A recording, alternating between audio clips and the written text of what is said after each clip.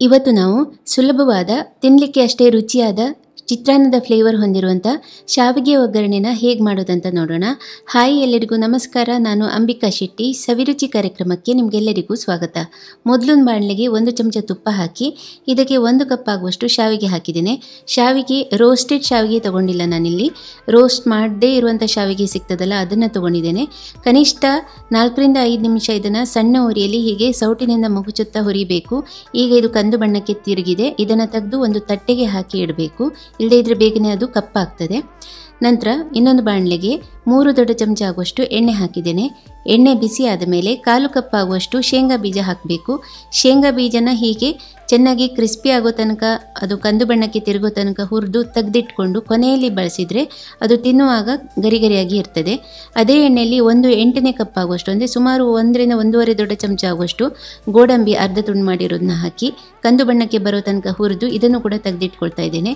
ಈಗ ಉಳಿದ ಎಣ್ಣೆಗೆ ಅರ್ಧ ಚಮಚ ಸಾಸಿವೆ ಸಿಡಿದ ಮೇಲೆ 1 ಚಮಚ ಉದ್ದಿನಬೇಳೆ, 1 ಒಣಮೆಣಸು ತುಂಡು ಮಾಡಿ ಹಾಕಿದ್ದೇನೆ. 1 ದಂಟಾಗುವಷ್ಟು ಕರಿಬೇವಿನ ಎಲೆನ ಹಾಕಿ ಚೆನ್ನಾಗಿ ಹುರ್ಕೊಂಡು 2 ಹಸಿಮೆಣಸನ್ನು ಹೀಗೆ ಉದ್ದಕ್ಕೆ ಸೀಳಿ ಹಾಕಿದ್ದೇನೆ. ಮತ್ತು 2 ಈರುಳ್ಳಿಯನ್ನು ಸಣ್ಣಗೆ ಹೆಚ್ಚಿ ಹಾಕಿದ್ದೇನೆ. ಪುನಃ ಇದನ್ನು ಸೌಟಿನಿಂದ ಮುಗುಚುತ್ತಾ ಸ್ವಲ್ಪ ಕಂದು ಬಣ್ಣಕ್ಕೆ ತಿರುಗೋ ತನಕ ಚೆನ್ನಾಗಿ ಹುರ್ಕೊಳ್ಬೇಕು. ಹುರಿದಾದ ಮೇಲೆ 1/4 ಚಮಚ ಆಗುವಷ್ಟು ಅರಿಶಿನ ಪುಡಿ ಹಾಕಿ ಮತ್ತೊಮ್ಮೆ ಇದನ್ನು ಚೆನ್ನಾಗಿ ಮಿಕ್ಸ್ ಮಾಡಿಕೊಂಡು 1.5 ಕಪ್ ಆಗುವಷ್ಟು ನೀರು ಹಾಕಬೇಕು. ನೆನಪಿನಲ್ಲಿಡಿ, 1 ಕಪ್ ಶಾವಿಗೆ ತಗೊಂಡ್ರೆ 1.5 ಕಪ್ ನೀರು ಬೇಕಾಗ್ತದೆ. ಒಮ್ಮೆ ಚೆನ್ನಾಗಿ ಇದನ್ನು ಕಲಕಬೇಕು. ನಂತರ ಇದನ್ನು ಮುಚ್ಚಳ ಮುಚ್ಚಿ ನೀರಿನಲ್ಲಿ ಒಂದು ಕುದಿ ಬರೋ ತನಕ ಮಧ್ಯಮ ಉರಿಯಲ್ಲಿ ಹಾಗೆ ಬಿಡಬೇಕು. 1-2 ನಿಮಿಷ ತಗೊಳ್ತದೆ.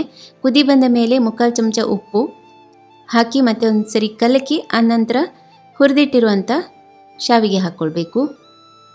ಚೆನ್ನಾಗಿ ಇನ್ನೊಮ್ಮೆ ಇದನ್ನು ಮಿಕ್ಸ್ ಮಾಡಿಕೊಳ್ಬೇಕು. ನೀರಿನಲ್ಲಿ ಸರಿಯಾಗಿ ಕುದಿ ಬಂದ ಮೇಲೆ ಶಾವಿಗೆ ಹಾಕಿ ಈಗ ಮುಚ್ಚಳ ಮುಚ್ಚಿ ಸಣ್ಣ ಉರಿಯಲ್ಲಿ ಬೇಯಿಸಬೇಕು. ಒಂದು 3 ನಿಮಿಷ ಬೇಯಿಸಿ ನಂತರ ಒಮ್ಮೆ ಮುಚ್ಚಳ ತೆಗೆದು ನಾನು ಕಲಕಿ ನೋಡ್ತಾ ಇದ್ದೇನೆ.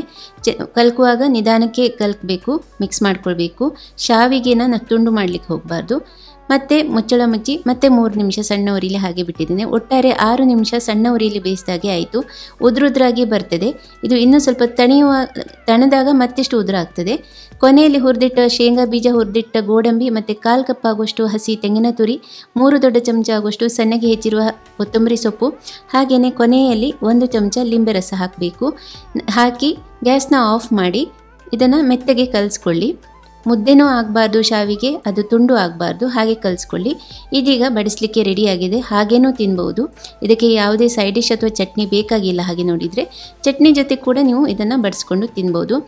ಸುಲಭವಾಗಿ ಮಾಡುವಂಥ ಈ ರುಚಿಯಾದ ಒಗ್ಗರಣೆ ಶಾವಿಗೆ ನಿಮಗೆಲ್ಲ ಇಷ್ಟ ಆಗಿದೆ ಅಂತ ಭಾವಿಸ್ತೇನೆ. ಇನ್ನೊಂದು ರುಚಿಯಾದ ಅಡುಗೆ ವಿಧಾನದೊಂದಿಗೆ ನಾನು ಮತ್ತೆ ಬರ್ತೇನೆ. ನಿಮ್ಮ ದಿನ ಶುಭವಾಗಿರಲಿ. ಧನ್ಯವಾದಗಳು.